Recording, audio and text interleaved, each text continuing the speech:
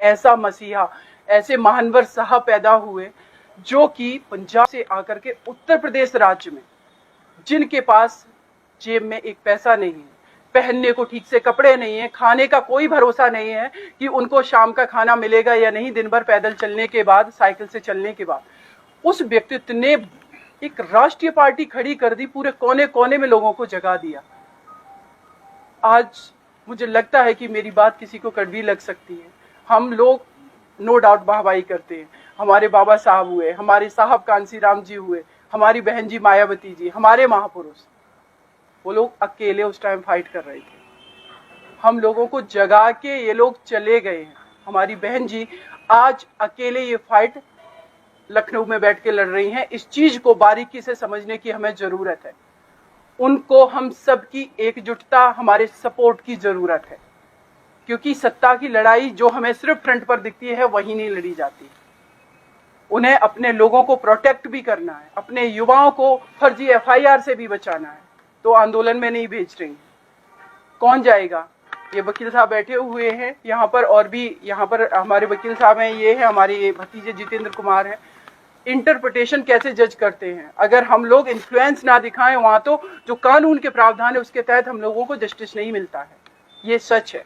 मैं जान रही हूँ निर्भया केस में मैं सिर्फ लीगल आर्ग्यूमेंट नहीं कर रही थी, वहां पर मैं सिस्टम से लड़ाई कर रही थी। सिस्टम से लड़ाई की इसलिए 4 को हैंगिंग हुई, नहीं ये असंभव था और असंभव है। चाहे वो सुरेंद्र कोहली का केस उठा के देख लीजिए, निठारी कांड, जो कि बच्चों का खून पीता था।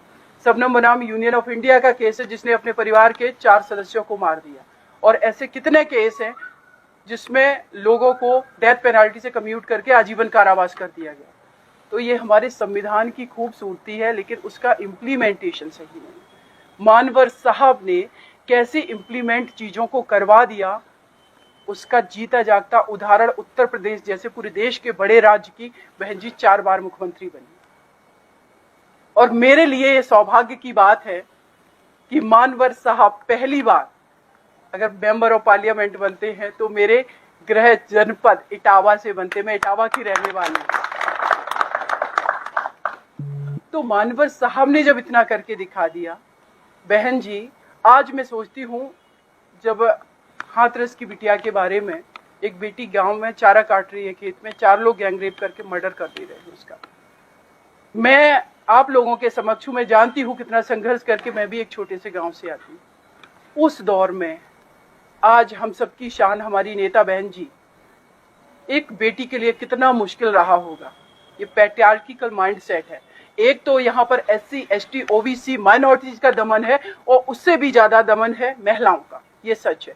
उस टाइम में एक स्त्री घर से निकल करके क्या करती हैं, पूरे देश को उन्होंने ये मैसेज दे दिया कि जब बहुजन समाज के हाथों में, जब शोषित पीड़ित वंचित समाज के हाथों में सत्ता आती है तो वो भेदभाव नहीं करते, समता मूलक समाज की स्थापना करते, और बहन जी ने करके दिखाया। आज हम लोग आलोचना कर देते हैं, बहुत लोग आलोचना करते हैं सतीश चंद्र मिश्रा जी को, बहन जी ने, जिस समाज ने सबसे ज्यादा शोषण का प्रोपोगेंडा पूरे देश ने रचा, उन्हीं व्यक्तित्व को, उन्हीं के समाज से आने वाले व्यक्ति को बहन जी ने मंत्री भी बनाया, एडवोकेट जनरल भी बनाया। तो हम समता मूलक समाज की स्थापना करने वाले लोग हैं। यही तो संविधान कहता है, यही तो मानवर साहब कहते रहे कि जिनके लिए हम ये पार्टी बना रहे हैं, बहुजन समाज पार्टी, ये पार्टी देश के शोषित वंचित पीड़ित लोगों की है। शोषित वंचित पीड़ित कौन है? SC ST OBC माइनॉरिटीज और महिलाएं। तो इन सबको अगर हम समाहित कर दें तो करीब 90% आबादी हो जाती है, और 90% देश की आबादी को इग्नोर करके, उनके अधिकारों को ना दिला करके क्या एक समृद्ध भारत की कल्पना की जा सकती है? ये संभव नहीं है। तो समृद्ध भारत की कल्पना जो करने की बात करेगा वो सबसे बड़ा राष्ट्र प्रेमी होगा। तो जो राष्ट्रवाद की झूठी डेफिनेशन है उसमें तो हमें भरोसा ही नहीं है। एक्चुअल में असली राष्ट्र प्रेमी मानवर साहब कांसी राम जी थे।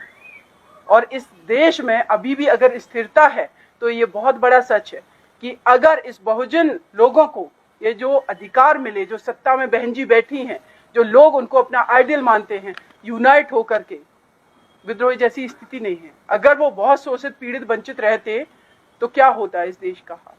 तो अभी भी हमारे देश की अगर यूनिटी को, सारी चीजों को, अखंडता जो है वो स्टेबल रहे, इसके लिए बहुत जरूरी है हम लोगों का सत्ता में आना। आप लोग विश्वास रखिए, आपकी बहन जी, जैसे कि अभी हमारे प्रदेश अध्यक्ष जी ने कहा कि अपने नेता पे भरोसा रखिए, और ये सच बात है। बहन जी से मैं मिली जब पिछले दिनों, जब मुझे प्रभारी लगाया, मेरी 1.5 घंटे बहन जी के साथ वार्तालाप हुआ। मैंने उनसे पूछ दिया एक सवाल कि बहन जी आप यहां तक कैसे। इंदिरा जी को ठीक है, उनको भी मानती हूं मैं, लेकिन वो एक देश के प्रधानमंत्री की बेटी थी और उस समाज से आती थी जहां पर प्रिविलेज्ड लोग हैं। लेकिन आप कहती जिद, संघर्ष, और क्या हम लोग अगर जिद कर लें तो ये दिल्ली की सत्ता पे बैठना नामुमकिन है। केजरीवाल जी जो हैं, अन्ना आंदोलन से उनका नाम हुआ और दिल्ली में सरकार बना लेते। हमारी पार्टी जो कि जिसकी अगर आबादी की भी बात करें, इस यहाँ पर दिल्ली में जो वोटर है वो कौन लोग हैं, ये हम सभी लोग जान रहे हैं अच्छे से। क्या हम उन वोटर तक पहुंच सकते हैं? मैं जब सोचती हूँ अपनी लाइफ में, मैंने IAS की तैयारी करी कि मैं असफल क्यों रही, मैंने आज तक किसी को ब्लेम नहीं किया सिवाय अपने खुद के। मेरे स्ट्रेटजी में कमी रही होगी, मेरी बीच में अगर तबीयत खराब हुई तो मैंने ये सोचा कि अगर मैंने अपनी ठीक से अपनी सेहत की देखभाल नहीं की तो इसके लिए ना UPSC, ना मेरे पेरेंट्स, ना मेरे ब्रदर, कोई नहीं, मैं खुद रिस्पॉन्सिबल हूँ क्योंकि मैंने अपनी सेहत का ध्यान नहीं रखा, इसलिए मैं असफल हूँ। आज अगर हमारे पास हमारा संगठन नहीं है, इसके लिए कौन? RSS के लोग या और कोई जिम्मेदार सिवाय हम लोगों के अलावा। अगर हम यहाँ पर अपना प्रॉपर संगठन मजबूत कर लें, और संगठन की मैं जिस तरीके का प्रारूप देख रही हूँ, मुझे लगता है कि जो प्रारूप बहन जी ने बनाया सबसे बहुत स्ट्रॉन्ग, बहुत अच्छा प्रारूप है। हमने 2-2, 3-3 प्रभारी का कॉन्सेप्ट रखा है, जिला अध्यक्ष, उपाध्यक्ष, महासचिव, BBF,